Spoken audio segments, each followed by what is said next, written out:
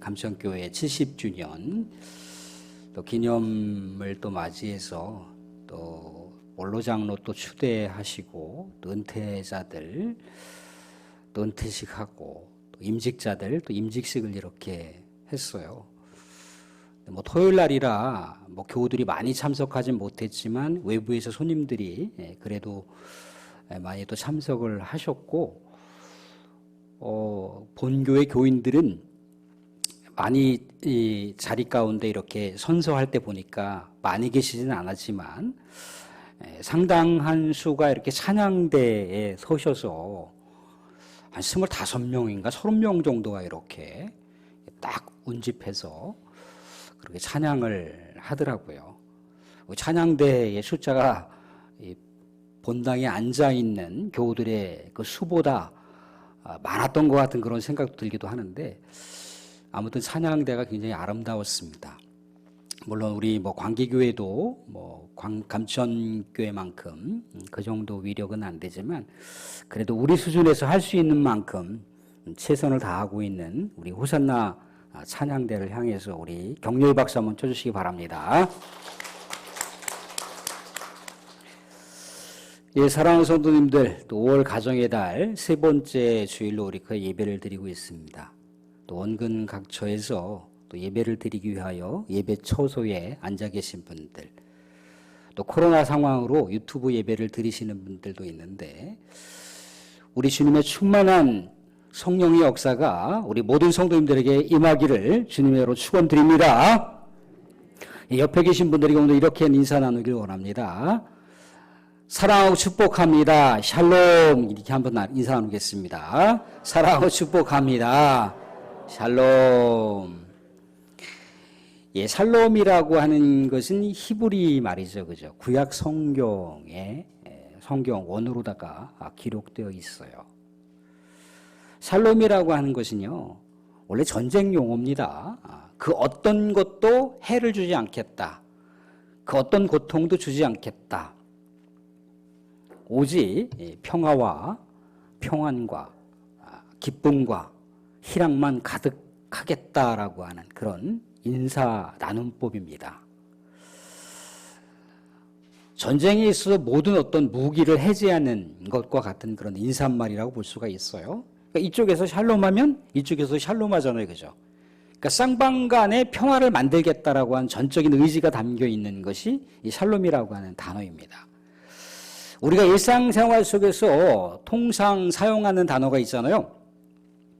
안녕하세요. 또 안녕히 계세요. 안녕히 가세요. 안녕히 주무세요라고 하는 평안을 기원하는 것보다 훨씬 더 깊이가 있고 또 넓이가 있고 높이가 있는 용어가 샬롬이라고 하는 단어입니다. 우리 기독교인들은 이 샬롬이라고 하는 단어를 이렇게 종종 사용을 합니다.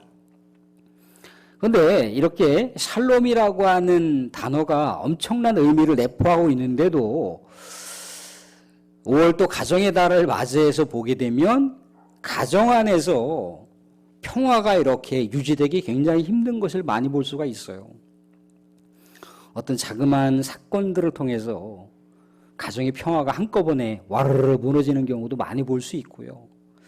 그래서 극단적인 상황으로 치닫는 경우가 비일비재하게 뉴스 가운데 보도되잖아요. 예전에는 그냥 뭐 자녀들이 고령화되어 있는 부모를 저쪽 제주도에다가 놓고 이렇게 도망왔더라. 뭐 이제 그 정도의 그런 사회적인 상황도 굉장히 사회적인 심각한 수준이었다라고 볼 수가 있는데, 오늘날에는 또 어떻습니까? 아예 부모를 이렇게 처리해 버리잖아요. 또 반대로 부모들도 또 어떻습니까? 부모들도 자녀가 미우면 처리해 버려요. 한 번 더 눈 감아주고 한 번 더 기다려주고 한 번 더 참는 것이 아니라 뭐 이런 자녀들하고 못하고 살 필요가 있나라고 하면서 극단적인 상황으로 가게 된다는 거예요.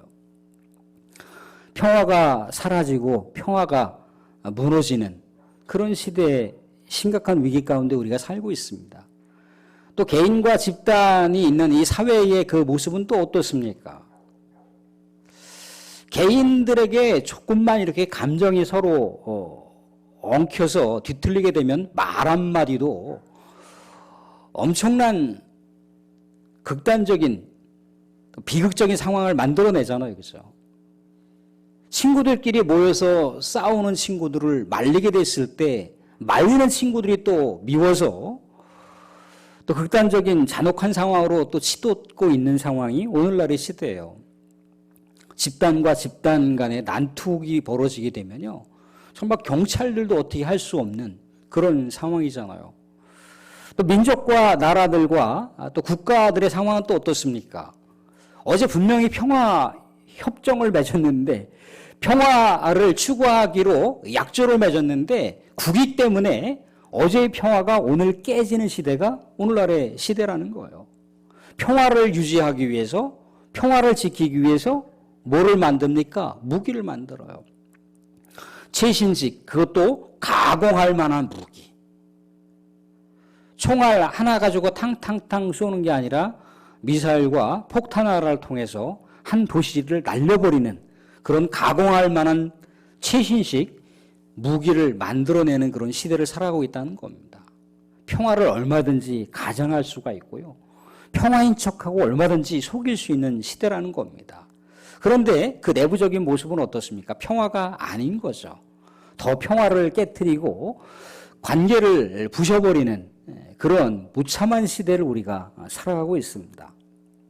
그런데요, 이런 평화가 깨져가는 시대, 언제 우리가 이 평화를 온전하게 만들어갈 수 있을까? 온전하게 유지할 수 있을까? 언제 우리에게 진정한 평화가 올까를 생각해 보게 되면요, 예수 그리스도께서 이 땅 가운데 다시 오실 때까지는 평화가 온전하게 오기는 쉽지 않다는 겁니다. 그럼 예수님 올 때까지 우리는 그냥 마냥 손 놓고 기다려야 되는가? 그렇지 않죠. 우리는 그리스도의 본분, 그리스도인의 사명이 있습니다. 그리스도께서 그러한 길을 가셨고 그러한 삶을 추구하셨잖아요. 그러니까 우리는 이 세상 살아있는 동안 예수님께서 이 땅 가운데 오시는 동안 평화를 만들어 가야 되고 평화를 위해서 우리의 나름대로 시간과 공간 속에서 헌신을 해야 된다는 거예요. 4세기 호노리우스라고 하는 로마 황제가 있었습니다. 그 시대에는요, 물론 그 이전에 콘스탄티누스에 의해서 기독교가 로마의 국교로다가 공인됐던 그런 시대예요. 그런데도 불구하고 이 호노리우스 황제가 있었던 시대에는요, 원형 경기장에서 노예 신분을 갖고 있었던 그런 검투사들이 검투 경기를 벌이고 있는 그런 장면들이 너무나 공개적으로 자행됐다는 거예요.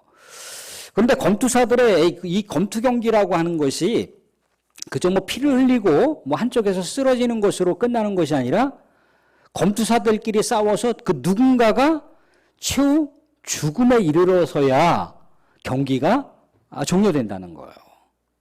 근데 그런 경기를 원형 경기장에서 8만 명이나 되는 엄청난 군중들이 그 검투사들이 피를 흘리는 광경을 보면서 흥부의 도가니에 차 있는 거예요. 마치 오늘날에 뭐 그나마 뭐 K1이라든가 뭐 UFC라든가 그런 뭐 격투기의 그런 경기는 그래도 양반인 거예요. 그게 얌전한 거예요. 칼을 가지고 무기를 가지고 싸우는 거기 때문에 치명적으로 상대방을 죽일 수밖에 없는 상황이라는 겁니다. 그런 일들이 하루가 멀다 않고 벌어지고 있는 거예요. 로마 황제가 그 자리에 배석을 하고 있었으니 로마 원로원들이나 또 많은 군중들이 그 자리에 공개적으로 참석하는 것이 허용이 됐다라고 하는 것을 반증해주고 있는 거예요. 그런데 이때 이 4세기 시대에 텔레마쿠스라고 하는 유명한 수도사가 있었습니다. 이 수도사가 이렇게 이제 도심지에 떨어져서 사막에서 수도 생활을 하는 수도사였어요. 근데 하루는 하나님께서 이 수도사를 불러서 로마에 가기를 명령했다는 겁니다. 그래서 이 텔레마쿠스가 로마 원형 경기장을 이제 방문을 해요. 우리 방송실 그 텔레마쿠스 사진 한번 보여주실래요? 예, 노인이 텔레마쿠스라고 하는 노인입니다. 근데 지금 검투사들이 창과 칼을 가지고 싸우고 있잖아요. 그죠? 기독교가 국교로 공인되는데도 불구하고 이런 일들이 비일비재하게 벌어지는 광경을 보면서 이 텔레마쿠스 수도사는 하나님께서 왜 자기에게 로마로 가라고 했는지, 왜 원형 경기장에 자기가 들려서 이 참혹한 광경을 봐야 됐는지 가슴을 움켜쥐면서 그 광경을 바라보고 있었습니다. 이 텔레마쿠스가 검투사들이 이 검투를 하고 있는 이 광경 가운데 원형 경기장으로 들어갔어요. 그래서 검투사들에게 예수 그리스도의 이름으로 명하노니 싸움을 멈추시오. 그렇게 얘기했다는 거예요. 원형 경기장 안에 있었던 많은 군중들은 이 텔레마쿠스의 절규하는 이 함성이 마치 뭐 쇼를 하는 것처럼 그렇게 느꼈다는 겁니다. 그래도 히덕거리면서 웃고 있었어요. 다시 또 검투사들에게 절규하듯이 목에 힘을 주어서 예수 그리스도의 이름으로 명하노니 싸움을 멈추시오. 멈추시오. 그렇게 했다는 거예요. 한참 재미있는 광경을 지금 봐야 되는데 뭔가 재미와 흥미가 지금 뭔가 사그러지는 그런 분위기를 보고 이 검투사들의 이 검투 행위를 지휘하는 지휘관이 야 이래서는 안 되겠다 하면서 그 검투사들에게 이 텔레마쿠스를 처치하라고 명령을 내렸어요. 처음에는 죽이려고 하지는 않았겠죠. 계속해서 위협을 하는데 이 텔레마쿠스가 위협을 당할 때마다 예수 그리스도의 이름으로 명하노니 싸움을 멈추시오. 화해하시오. 싸움을 멈추시오. 그랬다는 거예요. 그랬더니 이제 지휘관도 화가 머리끝까지 올랐어요. 그래서 검투사에게 칼을 쓸 것을 명했습니다. 검투사들이 이제 이 텔레마쿠스를 칼로 이제 치기 시작을 했어요.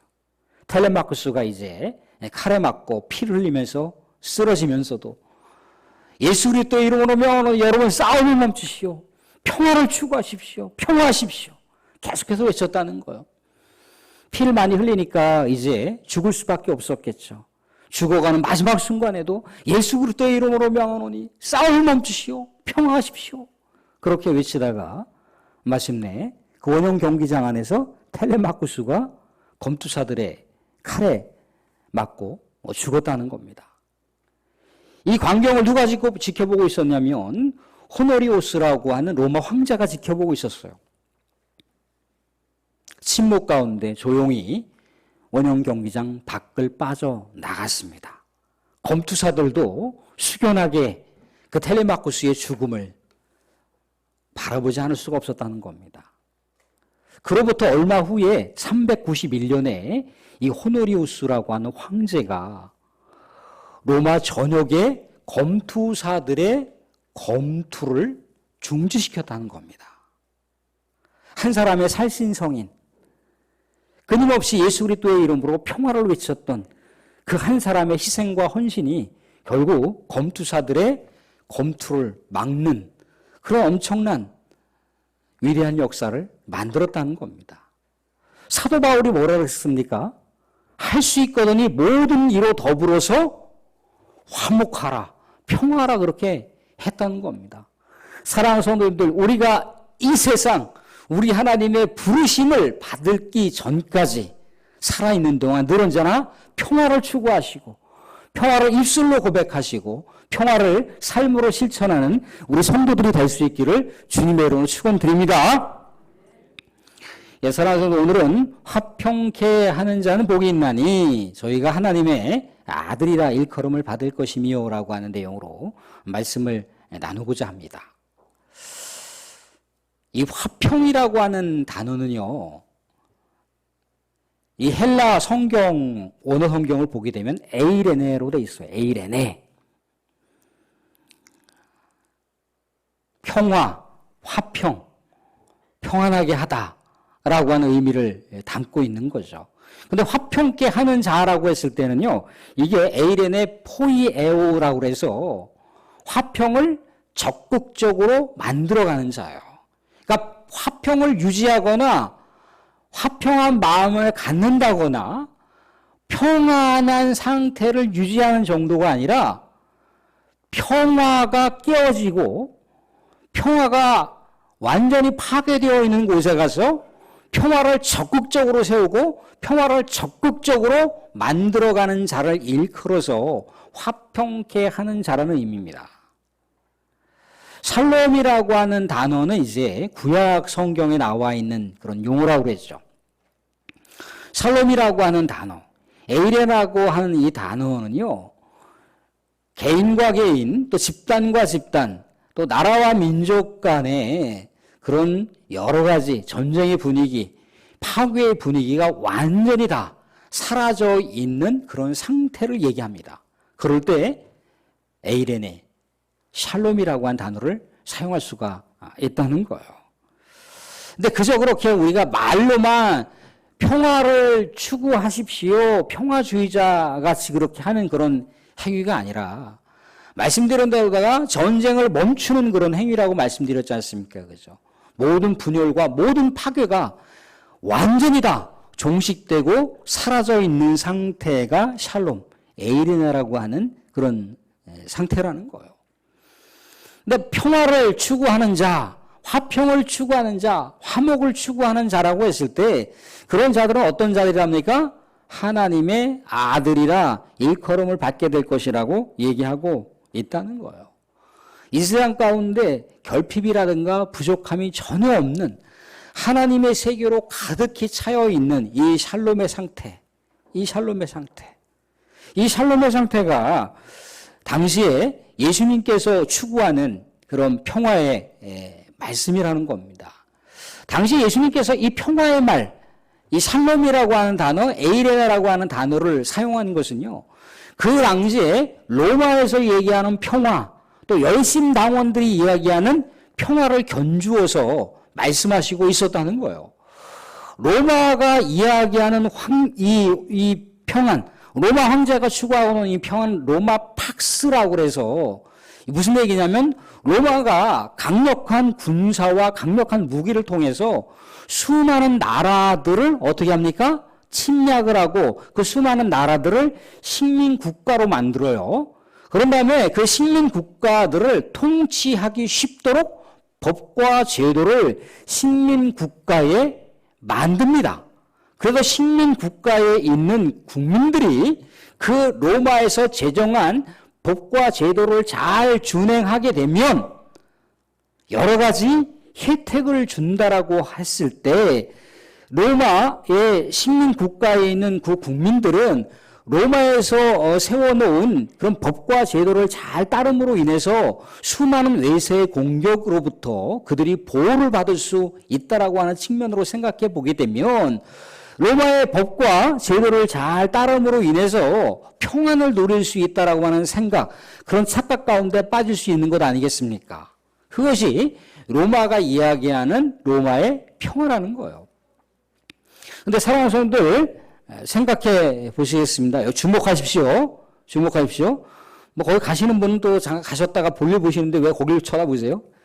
로마의 평화라고 하는 것은요, 무엇으로 평화를 유지하는 겁니까? 자신들의 군사력으로 평화를 유지한다는 거예요. 자신들의 폭력으로다가 평안을 유지한다는 겁니다. 근데 법과 제도라고 하는 것이 누구에게 유리한 거예요? 로마에게 유리한 거예요. 그 법과 제도라고 하는 건 뭡니까? 전쟁을 해야 되는데 군인이 부족하잖아요. 그럼 식민지 국가에서 군인을 징집해야 되는 거예요. 그리고 또 군사를 또 유지하려면 뭐가 필요합니까? 식량이 필요합니다. 재정이 필요해요. 그러면 그 재정을 어디서 충당합니까? 식민지 국가가 조세로다가 조공을 납부해야 되는 거예요. 그게 평화라는 거예요. 또 군사 행위를 벌리려면 뭐가 필요합니까? 여러 가지 진지가 필요하잖아요. 그죠? 진지를 구축해야 되는데 그 진지를 누가 구축합니까? 그 진지 지형을 누가 만듭니까? 식민지 국가에 있는 많은 국민들이 진지 지형을 만들어가는 거예요. 부역이라고 하는 걸 한다는 거예요. 그러니까 식민지 국가의 국민들에게 평화를 제공한다. 다른 나라들로부터 공격으로부터 보호를 해준다라고 하는 명목으로 그들이 철저하게 로마가 추구하고 있는 그 전쟁 가운데 참여를 해야만 평화를 유지하는 거예요. 근데 사랑하는 성도님들, 로마의 평화라고 하는 것이 강력한 무기와 강력한 군사력을 통해서 식민지 국가를 그렇게 법과 제도로 억압을 하는 거잖아요. 그죠? 그런데 만약에 로마보다 더 강력한 국가가 등장을 해서 로마가 기존에 갖고 있었던 무기보다 더 강력한 무기, 로마의 군대보다 더 강력한 군대가 나타나게 되면 로마의 평화는 한순간에 위협을 당할 수밖에 없는 것이고 그 평화는 불어날 수밖에 없는 것이죠. 그래서 예수님께서 그런 평안이 아니라 여러 가지 삶 속에 전쟁이 완전히 종식되고 사람과 사람 사이에, 집단과 집단 사이에, 나라와 나라 사이에 영원한 평안, 영원히 부족함이 없고 결핍 요소가 없고 갈등과 분열이 완전히 사라져 있는 평안을 예수님께서 말씀하시고 있는 거예요. 이 로마 제국에 당당하게 피해 살육을 통해서라도 해방을 쟁취하자고 했었던 당시 독립투사들이 있었어요. 그 독립투사들이 열심당원들입니다. 열심당원들. 우리나라에도 예전에 일제 식민지에 있을 때 우리가 어떻게 하면 일본으로부터 해방을 맞이할까를 여러 각도로다가 독립운동을 했던 거예요. 사상적으로 독립을 했고요. 또 다른 쪽으로도 독립을 했고요. 무혈 폭력을 통해서도 독립운동을 했고요. 여러 다양한 각도를 통해서 독립운동을 했어요. 하나만 있는 게 아니에요. 그래서 여지까지 우리가 지금 갈등을 하고 있는 거지 않습니까? 그 잔재들이 남아서 계속해서 싸우고 있는 거예요. 아무튼 당시에 열심당원들이 추구했었던 평화는 또 뭡니까? 이스라엘에 지금 들어와 있는 로마 제국을 완전히 다 몰아내자는 거예요. 뭘로? 무혈혁명으로. 무혈폭력을 써서 칼과 창을 써서라도 로마 군인들을 다 죽여서라도 이 이스라엘 경내에 있는 모든 로마 군인들을 쫓아내고 옛 다윗의 명성이 있었던 아름다웠던 평화의 그 나라를 건설하자. 그게 열심당원들이 추구했었던 평화의 방법이라는 거예요. 근데 결국 열심당원이 추구하는 평화의 방법은 뭡니까? 또 다른 무기를 통해서, 또 다른 폭력을 통해서, 또 다른 전쟁을 통해서 로마 제국보다 더 강한 힘을 통해서 평화를 세우는 것이잖아요. 그러니까 결국 방법론만 바뀌었을 뿐이지 위치만 바뀌었을 뿐이지 여전히 세상에 추구하고 있는 평화의 논리를 이 열심당원들도 추구하고 있더라는 것이죠. 근데 예수님이 추구하는 것은요, 그렇게 무혈 혁명을 통해서, 무혈 폭동을 통해서, 그렇게 전쟁 여러 가지 그 상황을 통해서 평화를 추구하는 게 아니에요. 그래서 제자들도 어땠습니까? 예수님께서 예루살렘에 가게 되면 열심당원과 똑같은 방법은 아니라 할지라도 강력한 이적을 통해서 로마 제국을 쫓아내버리고 강력한 이스라엘의 그 나라를 만들 것이라고 제자들도 생각을 했던 거예요. 하나같이 그렇게 생각을 했는데 예수님이 허무하게 잡히니까 야 저렇게 허무하게 잡히는 예수를 우리가 어떻게 추종할 수 있겠는가 하면서 다 떠나버린 거예요. 예수님이 추구했던 방법은 뭡니까? 예수님이 추구했던 평화의 방법은 뭐예요? 십자가잖아요. 십자가. 칼로 제국을 무너뜨리고 칼로 평화를 만들어가는 것이 아니라 자기의 죽음을 통해서 십자가에서 하나님의 화목제물이 되는 거예요. 그래서 하나님과 사람 사이의 관계가 허물어진 평화가 완전히 이 아담 이후에 깨져버려 있는 그 상태를 우리 예수님께서 화목제물로다가 그 관계를 만들어 놓으셨잖아요. 사람과 사람 사이의 평화가 완전히 깨어져 버린 것을 예수님께서 사람과 사람 사이에 평화의 다리를 놓으신 거예요. 그게 십자가잖아요. 십자가. 그게 예수님의 방법이었습니다. 이사야 선지자가 뭐라고 얘기합니까? 이 땅 가운데 구원자로 오실 메시아는 무슨 왕? 평화의 왕, 평화의 왕. 평화의 왕으로 오셔서 나라와 민족 사이에 또 사람과 사람 사이에 개인과 개인 사이에 엄청난 분열과 고통과 싸움과 갈등들을 봉합시키고 그 가운데 하나님의 평화, 그 가운데 사람의 샬롬을 만들어 가기 위해서 이 땅 가운데 평화의 왕으로 예수님께서 오신다고 얘기하는 거예요. 그래서 예수님께서 뭐라고 하셨습니까? 모든 사람과 더불어서 어떻게 하라고 했어요? 화해하라고 하잖아요. 하나님께 예배드리다가 갑자기 누구하고 싸웠단 말입니다. 누구하고 싸운 생각이 나면 그 사람하고 가서 화해하고 예배를 드리라고까지 산상수훈에서 말씀하시고 있잖아요. 그죠? 그래서 이 예수님을 일컬어서 사도 바울이 뭐라고 얘기합니까? 그가 우리의 모든 그런 막혀있는 담을 허물어 버렸다라고 얘기를 하잖아요. 그래서 우리가 평화를 기대할 수가 있는 것이고 평화를 추구할 수가 있다는 겁니다. 예수님은 어떤 분으로 이 땅 가운데 평화의 왕으로 오셨지만 예수님은 누구라 일컬음 받았습니까? 하나님의 아들이라 일컬음을 받았잖아요. 평화의 공생의 사역을 펼치실 때 세례 요한으로부터 세례를 받을 때 하늘에서 하나님의 음성이 들렸으니 뭐라고 얘기합니까? 이는 하나님의 아들이라 얘기하지 않습니까? 하나님의 아들. 예수님께서 추구하신 그 샬롬, 에이렌의 평안, 평화, 화목을 추구하는 자들은 어떤 자들로 일컬음을 받는다고 얘기합니까? 하나님의 아들로 일컬음을 받을 것이며 라고 얘기하고 있습니다. 우리 사랑하는 여성도들이 아이고 목사님 우리는 없네요? 아니에요. 또 페미니즘이라고 여성운동을 또 추구하는 사람들 봐라 이 성경이 남성 중심적으로 생기지 않았냐.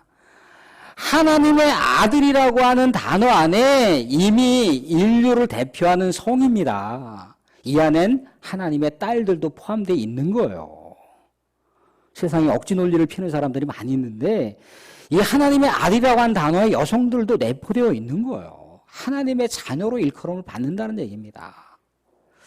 사랑하는 성도들 말씀을 맺겠습니다. 오늘날 우리는 평화가 무너진 시대를 살아가고 있어요. 평화가 회복되기 힘든 시대를 살아가고 있습니다. 그러함에도 예수 그리스도께서 이 땅 가운데 오셨던 것은 사람과 사람 사이에 하나님과 사람 사이에 또 모든 피조물과 피조물 사이에 막혀있는 담들을 다 허물어 버리시고 평화, 샬롬을 주시기 위해서 이 땅 가운데 오셨고 그렇게 십자가에서 대속의 죽음으로 화목제물이 되셔서 화평을 만드셨습니다. 우리는 예수 그리스도를 따르는 믿음의 사람들입니다. 우리 사랑하는 성도님들, 우리가 어렵고 힘든 시대를 살아가고 있지만 우리는 우리 주변에서부터 거시적인 차원의 평안을 우리가 기도할 수 있지만 우리의 주변에서부터 우리가 평안을 만들어갈 수 있고 화평을 추구할 수가 있습니다. 우리가 우크라이나의 평화를 위해서 우리가 어떻게 할 수 있는 건 아니지만 우리는 우크라이나의 지역을 위해서 우리가 기도할 수가 있다는 겁니다. 이미 강원도와 경상북도 울진과 삼척에 이미 산불이 나서 많은 이재민들이 생겼습니다. 우리는 어떻게 집을 져줄 수 있는 건 아니지만 우리가 성심성의껏 모금을 할 수가 있다는 거예요. 또 기도를 할 수가 있다는 거예요. 우리 주변에서부터 우리가 실천할 수 있는 것에부터 우리가 평화를 추구하게 됐을 때 우리는 그 모습이 복된 모습이고 하나님의 자녀라고 일컬음을 받게 될 것이라고 약속하고 있습니다. 우리 사랑하는 성도 평안을 추구하십시오. 하나님의 자녀로서 인정받게 될 것입니다.